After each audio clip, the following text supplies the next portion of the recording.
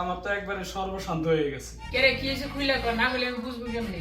মাতাবর সাহেব, আমার বউয়ের একটা ছাগলের বাচ্চা ছিল আর 50,000 টাকা আছে আর কিছু গয়না ছিল, সব চুরি করে নিয়ে গেছে।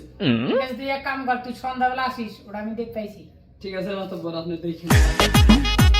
কি এত বড় সাহস আমার এলাকায় চুরি হয়? সেক্রেটারি মাতাব্বর, সমস্ত চোরের খবর দে, আমার বাড়িতে আহো। ঠিক আছে।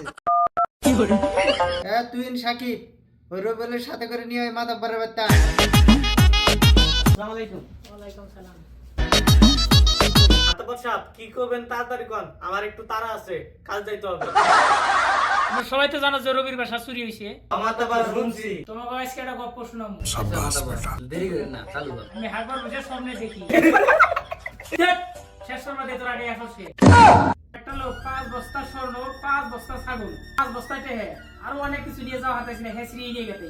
আরে মাতাব্বর রাখেন আপনার বাজে স্বপ্ন, আগে আমার কথা শুনেন। আপনি কি সব কিছু কি জানেন? মাতাব্বর সাহেব ওই জায়গায় ছিল ছোট্ট একটা ছাগল, এতটুকু একটা চেন, আর মাত্র 50,000 টাকা, আর আপনি এত বড় গল্প বলতেছেন।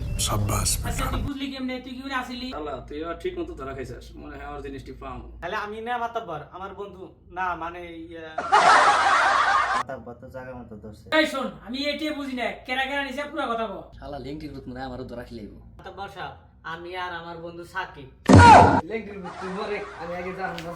এর সাথে তুমি সবাই মিলে শালা ধরে থানায় নিয়ে জমাতে আইনে বিচার করবো। ঠিক আছে মাতাব্বর। পুলিশ যারা বিচারটা কেমন হলো কমেন্ট করে দেবে।